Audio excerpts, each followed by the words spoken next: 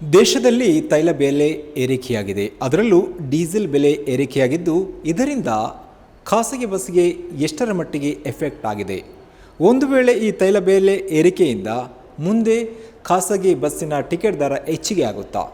ಇದೆಲ್ಲದರ ಕುರಿತು ಮಾತನಾಡೋಕ್ಕೆ ನಮ್ಮ ಜೊತೆ ಇವತ್ತು ದಕ್ಷಿಣ ಕನ್ನಡ ಜಿಲ್ಲೆಯ ಬಸ್ ಮಾಲೀಕರ ಸಂಘದ ಅಧ್ಯಕ್ಷರಾದ ಅಜೀಜ್ ಪರ್ತಿಪಾಡಿ ಅವರು ನಮ್ಮ ಜೊತೆಗಿದ್ದಾರೆ.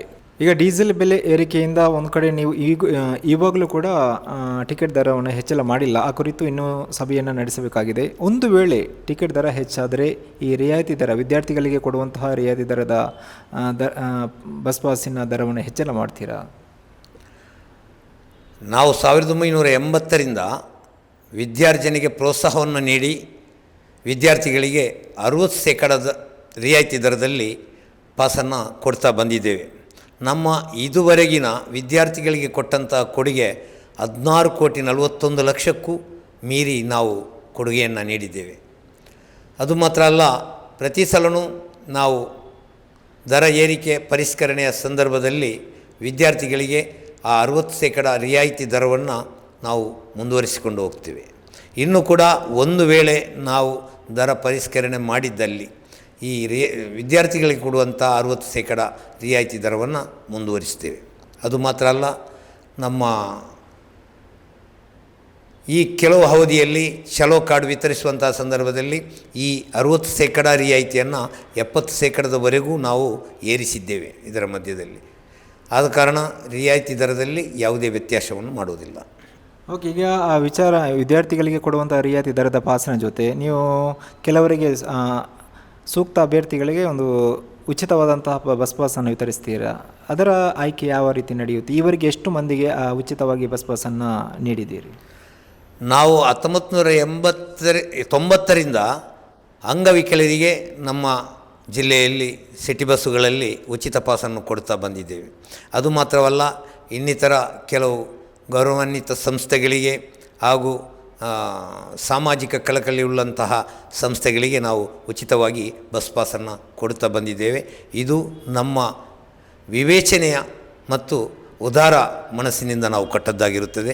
ಇದರಿಂದ ನಮಗೆ ಸರ್ಕಾರದಿಂದ ಯಾವುದೇ ಸಬ್ಸಿಡಿ ಅಥವಾ ಪ್ರೋತ್ಸಾಹ ಇದುವರೆಗೂ ಸಿಕ್ಕಿಲ್ಲ.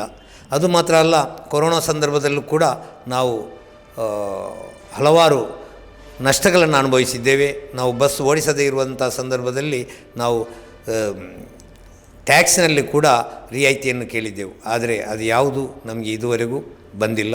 ಅದು ಮಾತ್ರ ಅಲ್ಲ, ಈಗ ನಮ್ಮ ಖಾಸಗಿ ಉದ್ಯಮ ಭಾಳ ನಷ್ಟದಿಂದ ನಡೀತಾ ಉಂಟು. ಇಷ್ಟು ನಷ್ಟದಿಂದ ನಡೀತಾ ಇದ್ದರೂ ನಾವು ಇದುವರೆಗೂ ನಮ್ಮ ಜಿಲ್ಲೆಯ ಜನರಿಗೆ ಯಾವುದೇ ತೊಂದರೆ ಆಗಬಾರ್ದು ಅಂತ ಹೇಳಿ ಈ 5 ವರ್ಷದಲ್ಲಿ ನಾವು ಯಾವುದೇ ಟಿಕೆಟ್ ದರದ ಪರಿಷ್ಕರಣೆಯನ್ನು ಮಾಡಿಲ್ಲ. ಇನ್ನೂ ಕೂಡ ನಾವು ವೈಜ್ಞಾನಿಕವಾಗಿ ಪರಿಶೀಲಿಸಿ ನಾವು ಈ ದರವನ್ನು ಪರಿಷ್ಕರಿಸಬೇಕಾ ಬೇಡವಾ ಅಂತ ಹೇಳುವಂಥದ್ದನ್ನು ಕೂಡ ನಾವು ವೈಜ್ಞಾನಿಕವಾಗಿ ಪರಿಶೀಲಿಸಲಿದ್ದೇವೆ. ಅದು ಮಾತ್ರ ಅಲ್ಲ, ನಮ್ಮ ಜಿಲ್ಲೆಯ ಜನರು ನಮ್ಮನ್ನು ಇಷ್ಟರವರೆಗೆ ಉಳಿಸಿ ಬೆಳೆಸಿಕೊಂಡು ಬಂದಿದ್ದಾರೆ. ಆ ಒಂದು ಅಭಿಮಾನ ಮತ್ತು ಗೌರವದಿಂದ ನಾವು ಒಂದೇ ಸಲಕ್ಕೆ ಈಗ ಜನರ ಮೇಲೆ ಈ ಏರಿಕೆಯನ್ನು ದಿಢೀರಾಗಿ ನಾವು ಏರಿಸುವ ಉದ್ದೇಶವನ್ನು ಹೊಂದಿಲ್ಲ. ಸರ್, ಇದೀಗ ಮತ್ತೊಂದು ವಿಚಾರ ಅಂತ ಹೇಳಿದರೆ, ಈಗ ಡೀಸೆಲ್ ಬೆಲೆ ಏರಿಕೆಯಿಂದ ಒಂದು ಕಡೆ ಡೀಸೆಲ್ ಬೆಲೆ ಏರಿಕೆ, ಇನ್ನೊಂದು ಕಡೆ ಶಕ್ತಿ ಯೋಜನೆಯಿಂದ ಖಾಸಗಿ ಬಸ್ಗಳ ಓಡಾಟಕ್ಕೆ ಎಫೆಕ್ಟ್ ಆಗಿದೆ. ಈ ರೀತಿಯ ಎಫೆಕ್ಟ್ ಅಂದರೆ ಯಾವ ಮಟ್ಟದಲ್ಲಿ ಮಂಗಳೂರಲ್ಲಿ ಆಗಿರುವಂಥದ್ದು? ಅಂದರೆ ಮಂಗಳೂರು ಜೊತೆಗೆ ದಕ್ಷಿಣ ಕನ್ನಡ ಜಿಲ್ಲೆಯಲ್ಲಿ ಖಾಸಗಿ ಬಸ್ಸಿಗೆ ಯಾವ ರೀತಿ ಎಫೆಕ್ಟ್ ಆಗಿದೆ, ಜೊತೆಗೆ ಇದೀಗ ಸದ್ಯ ಎಷ್ಟು ಬಸ್ಸುಗಳು ನಮ್ಮ ಜಿಲ್ಲೆಯಲ್ಲಿ ಓಡಾಡ್ತಾ ಇದೆ? ನಮ್ಮ ಜಿಲ್ಲೆಯಲ್ಲಿ ಈ ಶಕ್ತಿ ಯೋಜನೆಯ ನಂತರ ನಾವು ಬಹಳಷ್ಟು ಹೊಡೆತವನ್ನು ತಿಂದಿದ್ದೇವೆ. ಆದರೂ ನಾವು ಮಹಿಳೆಯರಿಗೆ ಉಚಿತ ಪಾಸ್ ನಮ್ಮ ಸರ್ಕಾರ ಕೊಟ್ಟಿದೆ, ಅದಕ್ಕೆ ಯಾವುದೇ ತೊಡಕಾಗಬಾರದು ಅಂತ ಹೇಳುವಂಥ ಉದ್ದೇಶದಿಂದ ಈ ನಷ್ಟವನ್ನು ನಾವು ಅನುಭವಿಸ್ತಾ ಬಂದಿದ್ದೇವೆ. ಈ ಸಂದರ್ಭದಲ್ಲಿ ನಮ್ಮ ಈ ಖಾಸಗಿ ಬಸ್ ಉದ್ಯಮ ಪತನದ ಅಂಚಿಗೆ ಹೋಗಿದೆ. ಆದ ಕಾರಣ ನಮ್ಮ ಈ ಜಿಲ್ಲೆಯಲ್ಲಿ ಯಾವುದೇ ತೊಂದರೆ ಬಂದರೂ ನಾವು ಜನರ ಸಮಸ್ಯೆಯನ್ನು ಮನದಲ್ಲಿಟ್ಟುಕೊಂಡು ನಾವು ಇದುವರೆಗೂ ಟಿಕೆಟ್ ದರದಲ್ಲಿ ಪರಿಷ್ಕರಣೆ ಮಾಡಿಲ್ಲ. 5 ವರ್ಷಗಳಿಂದ ನಾವು ಈ ನಷ್ಟವನ್ನು ಸರಿದೂಗಿಸ್ತಾ ಬಂದಿದ್ದೇವೆ. ಮುಂದಕ್ಕೆ ನಮ್ಮ ಈ ಖಾಸಗಿ ಉದ್ಯಮ ಪತನದ ಅಂಚಿಗೆ ಹೋಗಿದೆ. ಆದ ಕಾರಣ ನಾವು ಈಗ ದರ ಏರಿಕೆ ನಮಗೆ ಅನಿವಾರ್ಯ, ಇದನ್ನು ನಾವು ಮಾಡಲೇಬೇಕಾಗ್ತದೆ. ಆದರೂ ನಾವು ಈ ನಮ್ಮ ಸಭೆಯ ನಂತರ ಈ ಬಗ್ಗೆ ಚರ್ಚೆಯನ್ನು ಮಾಡ್ತೇವೆ. ಸದ್ಯ ಈಗ ಮಂಗಳೂರಲ್ಲಿ ಖಾಸಗಿ ಬಸ್ಸುಗಳು ಎಷ್ಟು ಓಡಾಡ್ತಾ ಇದೆ, ಎಷ್ಟು ಸಂಖ್ಯೆಯಲ್ಲಿ? ಈಗ 348 ಸಿಟಿ ಬಸ್ಸುಗಳು ಮತ್ತು 1200ಕ್ಕೂ ಮಿಕ್ಕಿ ಸರ್ವಿಸ್ ಮತ್ತು ಎಕ್ಸ್ಪ್ರೆಸ್ ಬಸ್ಸುಗಳು ನಮ್ಮ ಮಂಗಳೂರು ಬಸ್ ಸ್ಟ್ಯಾಂಡ್ನಿಂದ ಓಡಾಡ್ತಾ ಇವೆ. ನಮ್ಮ ಈ ಜಿಲ್ಲೆಯಲ್ಲಿ 118 ವರ್ಷಗಳಿಂದ ನಾವು ಈ ಸೇವೆಯನ್ನು ಮಾಡ್ತಾ ಇದ್ದೇವೆ. ನಮ್ಮ ಖಾಸಗಿ ಬಸ್ ಉದ್ಯಮಕ್ಕೆ 118 ವರ್ಷಗಳ ಇತಿಹಾಸವಿದೆ. ಈ ಸಂದರ್ಭದಲ್ಲಿ ನಾವು ಹಲವಾರು ಸಾಮಾಜಿಕ ಕಳಕಳಿಗೆ ಸ್ಪಂದಿಸಿದ್ದೇವೆ. ಕಾರ್ಗಿಲ್ ಸಂದರ್ಭದಲ್ಲೂ ನಮ್ಮ ದಕ್ಷಿಣ ಕನ್ನಡ ಬಸ್ ಮಾಲಕರ ಸಂಘವು ಸ್ಪಂದಿಸಿದೆ.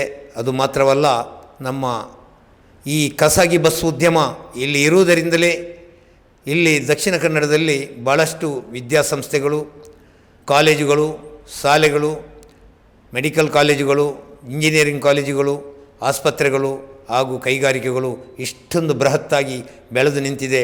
ಆದ ಕಾರಣ ಏಷ್ಯಾ ಖಂಡದಲ್ಲಿಯೇ ನಮ್ಮ ಖಾಸಗಿ ವ್ಯವಸ್ಥೆ ಇಲ್ಲಿ ಪ್ರಸಿದ್ಧಿಯನ್ನು ಪಡೆದಿದೆ. ಅದೇ ನಮ್ಮ ಉತ್ತರ ಕರ್ನಾಟಕದಲ್ಲಿ ಹೋದರೆ ಟೆಂಪೋಗಳಲ್ಲಿ, ಜೀಪುಗಳಲ್ಲಿ, ಲಾರಿಗಳಲ್ಲಿ ಜನರು ಸಂಚರಿಸುವುದನ್ನು ನೋಡ್ಬೋದು. ಆದರೆ ಈ ಖಾಸಗಿ ವ್ಯವಸ್ಥೆ ಎಲ್ಲಿ ಉಂಟಾ ಅಲ್ಲಿ ಉತ್ತಮ ಮತ್ತು ಶಿಸ್ತುಬದ್ಧ ಸಾರಿಗೆ ವ್ಯವಸ್ಥೆ ಇದೆ ಅಂತ ಹೇಳಲಿಕ್ಕೆ ನಾನು ಹೆಮ್ಮೆ ಪಡ್ತೇನೆ. ನಮ್ಮ ಈ ಖಾಸಗಿ ವ್ಯವಸ್ಥೆ ಇಲ್ಲಿ ಇರುವುದರಿಂದಲೇ ನಮ್ಮ ದಕ್ಷಿಣ ಕನ್ನಡವು ಇಷ್ಟೊಂದು ಪ್ರಜ್ವಲಮಾನವಾಗಿ ಮತ್ತು ಅಭಿವೃದ್ಧಿಯ ಪಥದಲ್ಲಿ ಸಾಗಿದೆ ಅಂತ ಹೇಳುವುದರಲ್ಲಿ ಎರಡು ಮಾತಿಲ್ಲ. ಡೀಸೆಲ್ ಬೆಲೆ ಏರಿಕೆಯಿಂದ ಮಂಗಳೂರಲ್ಲಿ ಖಾಸಗಿ ಬಸ್ ಟಿಕೆಟ್ ದರ ಹೆಚ್ಚಿಗೆ ಆಗುತ್ವಾ ಇಲ್ವೋ ಈ ಕುರಿತು ಹಾಗೂ ಸದ್ಯದ ಪರಿಸ್ಥಿತಿ ಕುರಿತು ದಕ್ಷಿಣ ಕನ್ನಡ ಜಿಲ್ಲೆಯ ಬಸ್ ಮಾಲೀಕರ ಸಂಘದ ಅಧ್ಯಕ್ಷರಾದ ಅಜೀಜ್ ಬರ್ತಿಪಾಡಿ ಅವರು ನೀಡಿರುವ ಹೇಳಿಕೆ. ಕ್ಯಾಮರಾ ಪರ್ಸನ್ ಇಬ್ರಾಹಿಂ ಜೊತೆ ಶಂಶೀರ್ ಬುಡೋಲಿ, ಸನ್ಮಾರ್ಗ ನ್ಯೂಸ್, ಮಂಗಳೂರು.